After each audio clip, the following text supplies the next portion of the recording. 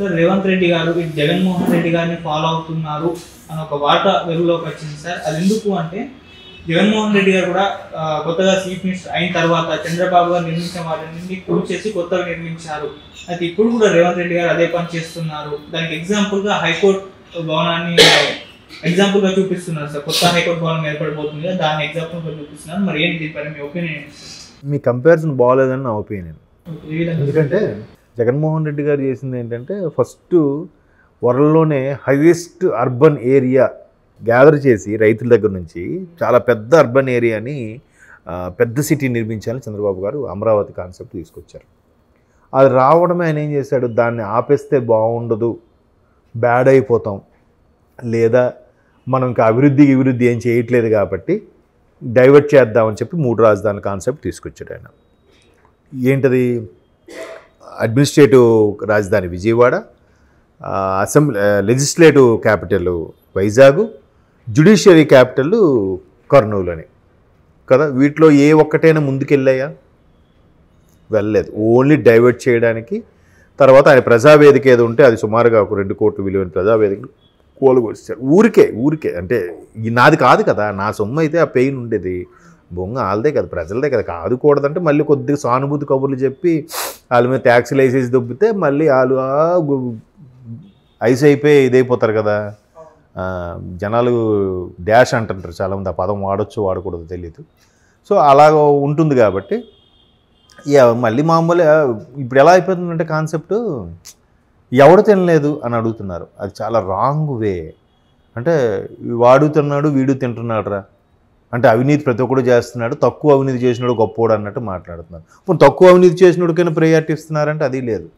మావాడు ఎక్కువ అవినీతి చేసినాడు మావాడే గ్రేట్ అన్నట్టు మాట్లాడు. నీదేరా డబ్బులు, నీకు అది ఎప్పుడు అర్థమవుద్ది కాదు. అందుకే నేను ఎప్పుడు మాట్లాడినా కూడా మారాల్సింది ప్రజలే, జనాలే, ఓటర్లే, నాయకులు కాదు. నాయకులు పాడు చేస్తున్నారు, నాయకులు డబ్బులు ఇస్తున్నారు కాదు, వీళ్ళు మారాలి. నేను ఒక్కడ మారితే అయిపోద్దా అనే ఫీలింగ్లో ఉంటాడు వీడు. నేను ఒక్కడిని సిగ్నల్ జంప్ చేయకుండా ఉంటే ట్రాఫిక్ అంతా క్లియర్ అయిపోద్దా అని అనుకుంటాడు వీడు. అందరూ అదే. సో అది వేరే సబ్జెక్ట్ వదిలేను. సో అలా చేశారు జగన్మోహన్ రెడ్డి గారు. ఇక్కడ రేవంత్ రెడ్డి గారు ఏం చేశారు, మీ అందరూ జనరల్గా ఇప్పుడు సోషల్ మీడియాలో కూడా ఈ టాపిక్ నేను చాలా సందర్భంలో చూశాను. జగన్మోహన్ రెడ్డి గారితో కంపేర్ చేస్తున్నారు. అసలు కంపేర్ చేయడానికి లేదండి. రేవంత్ రెడ్డి గారు ప్రభుత్వం వచ్చిన తర్వాత ఆయన కూలగొట్టింది బారికేడ్లు, అడ్డగా ఉన్న ఫెన్సింగు, గోడలు తొలగించాడు తప్ప ప్రభుత్వం కట్టించిన ఏ కట్టడాలని కోల్చలేదు. ఓకేనా? ఇప్పుడు సెక్రటేరియట్ కట్టారు కేసీఆర్ గారు. కేసీఆర్ గారు కట్టడం ఏంటి, మన గవర్నమెంట్ కట్టాలని కోల్చారా? కాదు కదా.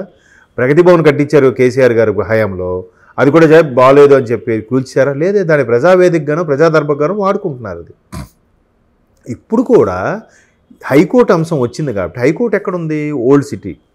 పైగా ఎలాంటి ఏరియా, ఫుల్ ట్రాఫిక్, రోడ్డు. ఒకప్పుడు సిటీ కాబట్టి దాన్ని రోడ్ వైండింగ్ మ్యాక్సిమం ట్రై చేశారు. ఇంకా అంతమంది రోడ్ వైండింగ్ చేయడానికి ఆప్షన్స్ లేదు అక్కడ. చాలా ఏళ్ళుగా స్థిరపడిన వాళ్ళు, చాలా ఏళ్ళుగా బిజినెస్లు చేసుకున్న వాళ్ళు, చాలా ఏళ్ళుగా అక్కడ కుటుంబాలు ఉన్నవాళ్ళు, వాళ్ళకి ఇబ్బంది అనే ఉద్దేశంతో ఇంకా చేయడానికి ఆప్షన్ లేదు.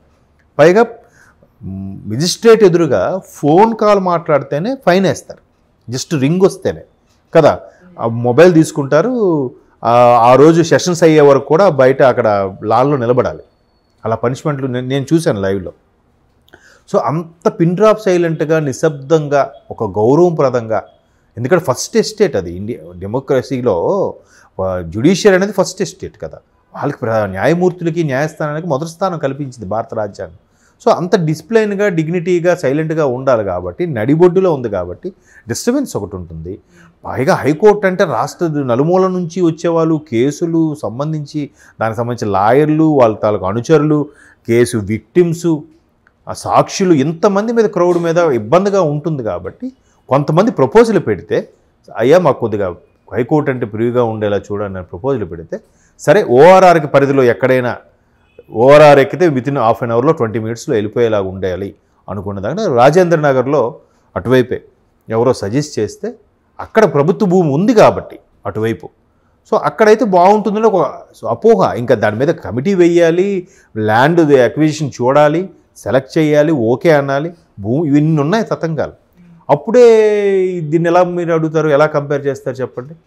ఆయన ఇక్కడున్న హైకోర్టు బిల్డింగ్ కూలగొట్టలేదుగా. అది చూస్తే నవాబుల టైంలో కట్టిన బిల్డింగు, అది సేమ్ ప్యాలెస్ లాగా ఉంటుంది, అలా ఉంచేది. రేపొద్దున దాన్ని జ్యుడిషియరీ విభాగంలో ఫైల్స్ కోసమో ఇంకోదానమో, లేకపోతే జిల్లా స్థాయి సెషన్స్ కోర్టుగానో, లేదా సివిల్స్ కోర్టునో, మెజిస్ట్రేట్ కోర్టుగా ఏదో మార్చుకుంటారు. అంతేగాని కూలగొడితే అప్పుడు మీరు మాట్లాడండి. ఈ బారికేడ్లు తీసేదానికి బిల్డింగ్ కూలగొట్టడానికి రెండు ఒకటేనా? ఒకటి కాదు కదా. మీరు అందుకంటున్నాను, అది కంపారిజనే కరెక్ట్ కాదు. సో రేవంత్ రెడ్డి గారు ఏంటంటే మొదటి డే 1 నుంచి దూకుడు పెంచుతూ అన్నీ సెటరేట్ చేసుకుంటూ వెళ్ళాలని చూస్తున్నారు. ఇప్పుడు ఇంకొచ్చి బెస్ట్ ఎగ్జాంపుల్ చెప్తాను చూడండి. ఒక షిఫ్ట్లో ఒక పర్సన్ షిఫ్ట్ వర్క్ చేస్తున్నారు, మీరే ఉన్నారు, మార్నింగ్ షిఫ్ట్ వచ్చారు. మార్నింగ్ షిఫ్ట్ అవ్వగానే 2 o'clock వెళ్ళిపోతారు. 2 o'clock ఇంకో ఆయన షిఫ్ట్ ఎక్కుతాడు. ఆ వచ్చే ఎక్కే ఆయనకి మీరు షిఫ్ట్ హ్యాండ్ ఓవర్ చేస్తారా చేయరా? రిలీవర్ వచ్చే వరకు షిఫ్ట్ మీరు అలా వెయిట్ చేస్తారు. రిలీవర్ రాగానే ఇది ఇక్కడ ఉంది, ఇది ఇక్కడ పెండింగ్ ఉంది, ఈ వర్క్ ఇది చేయాలి, ఇది ఇక్కడ అప్లోడ్ చేయాలని మీరు చెప్పి వెళ్తారా లేదా? సో ఇక్కడ ప్రభుత్వాలకు వచ్చేసరికి వాళ్ళకి ఎవరు చెప్పరు. కేసీఆర్ గారు వచ్చి బాబు ఇక్కడ పెండింగ్ ఉన్నాయి, ఈ పెండింగ్ మీద సంతకాలు పెట్టాలని చెప్పాడా? లేదు కదా. ఆయన రిజైన్ చేసి వెళ్ళిపోయాడు. అది కూడా ఎలాగా? ఆయన సబ్మిట్ చేయాలి, ఓఎస్డీతో పంపించాడు. మధ్యలో చూసుకోవాల్సిందంతా అడ్మినిస్ట్రేటివ్ ఆఫీసర్లు, ఐఏఎస్ ఆఫీసర్లు వీళ్ళు చూసుకోవాలి. వీళ్ళు చూసుకుంటారు. చూసుకున్నప్పుడు కూడా వీళ్ళు వాళ్ళకి ఫేవర్గా చేశారేమో అనే మీమాంస మీద, ఆ డౌట్ మీద అసలు ఏం జరిగింది, వాట్ ఈజ్ వాట్ అని ఒక్కొక్క దాని మీద సమీక్ష నిర్వహించుకుంటుంటారు. గత ప్రభుత్వంలో ఏం జరిగింది, ఎందుకు సెక్రటరియట్ కట్టారని ఎందుకు కట్టారు, ఓహో సరిపోలేదు, ఇన్ని డిపార్ట్మెంట్లు ఉన్నాయి, రిచ్గా ఉండాలి, ఇప్పుడు పాత బిల్డింగు ఆంధ్రప్రదేశ్ అవతరించినప్పటి నుంచి ఇలాగే ఉన్నాయి, దీని మాడిఫికేషన్ ఎవరు లేదు. అప్పుడు కూడా అప్పీల్ చేస్తుంటారు. సర్లే మంచిది కట్టుకుందాం అనుకుంటారు. అప్పటికి కొంతమంది ప్రభుత్వ వ్యతిరేక సంబంధించి హైకోర్టులో పిల్లు వేశారు, స్టే తెచ్చుకున్నారు. అయినా మళ్ళీ వచ్చి గెలిచి మొత్తానికి సెక్రటరియట్, ఈరోజు సెక్రటరియట్ ఎలాగుంది, సూపర్గా ఉంది కదా. దాన్ని రేవంత్ రెడ్డి గారు కోలుకొట్టి ఏం చెప్పలేదే, లేదా నేను ఆయన కట్టాడు కాబట్టి నేను ఆ సెక్రటరియట్లో నేను వెళ్ళి కూర్చోనని కూడా అనలేదే, వెళ్ళాడుగా. సో ఇలాంటివి అంటే అప్పుడు మీరు కంపేర్ చేసి క్వశ్చన్ చేయాలి. సో మీ క్వశ్చనే రాంగ్. ఈ హైకోర్టు కూడా కొంతమంది అపీల్ చేసుకుంటే బాగుంటుందని ఒక ఆలోచనతో సరే పెడదామని అనుకున్నారు. ఎందుకంటే నగర పరిధి పెరుగుతున్నప్పుడు సుమారుగా 1.5 కోటి జనాభా ఉన్న నగరంలో, అంటే అధికారికంగా 1,20,00,000, అనధికారికంగా కూడా ఉన్న వాళ్ళు ఉంటారుగా. ఎంత నగర జనాభాలో దీనికి సంబంధించిన అనుగుణంగా ఆ మౌలిక సదుపాయాలు కానీ ఆ ఇన్ఫ్రాస్ట్రక్చర్ కానీ డెవలప్ చేయాలా వద్దా? చేయాలిగా. ఇప్పుడు ఎంజీబీఎస్ ఉంది, ఒకప్పుడు బాగా విశాలంగా అనిపించింది, ఇప్పుడు మధ్యలో అయిపోయినట్టు టైట్గా అనిపిస్తుంది. ఎట్లా? ఒకప్పుడు మైత్రివనం వరకే సారథి స్టూడియోస్ ఉందా? Sarathi studios almost all 70s, 80s out cuts అంటది, ఊరి చివరి అంటది. ఇప్పుడు ఎక్కడుంది సారథి స్టూడియోస్? మైత్రివనం అమీర్పేట నడిబొడ్డున అయిపోయింది. అక్కడ నుంచి ఇంకా సిటీ వెళ్ళిపోయింది, ఆల్మోస్ట్ ఆల్ బేరంగూడ వరకు, పటాన్చేరు వరకు వెళ్ళిపోయింది కదా. సో దానికి తనకుండా అన్నీ మారుస్తూ ఉండాలి కదా, మార్చాలి కదా. రోడ్ వైండింగ్ కూడా ఎంత డెవలప్ చేశారు. ఒకప్పుడు ఎంకరేజ్మెంట్ ఎలా ఉండేదండి, మహా అయితే 100 feet అండి, ఒకవైపు 50, ఒకవైపు 50, లేదా 40 మధ్యలో డివైడర్కి ఫుట్పాత్ అన్ని కలిపి ఒక 10 అడుగులు వదిలేసేవారు. కానీ ఇప్పుడు హైదరాబాద్లో ఒకవైపే 100 feet ఉంది.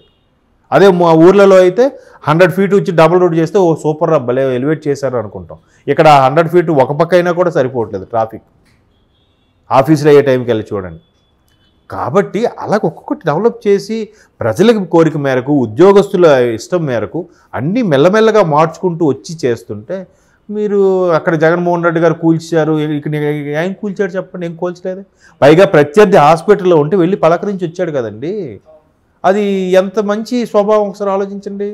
గతంలో ఈయనకి అరెస్ట్ చేయించి అన్ని చేసినప్పుడు కూడా అవన్నీ మనసులో పెట్టుకుని అబ్బా వీడికి బాగా అయిందిరా, వీడు అలాగే కావాలని అనుకున్నాడా? లేదే. వెళ్ళి పువ్వుతో, వాళ్ళు ముళ్ళుతో కూర్చున్నా పువ్వుతో కూర్చాడు కదా వెళ్ళి. ఇంకా మరి అలాంటి నిర్ణయం తీసుకున్నప్పుడు కంపేర్ చేయడానికి లేదు. మీ క్వశ్చనే రాంగ్ అని నా అభిప్రాయం. ఏమంటారు?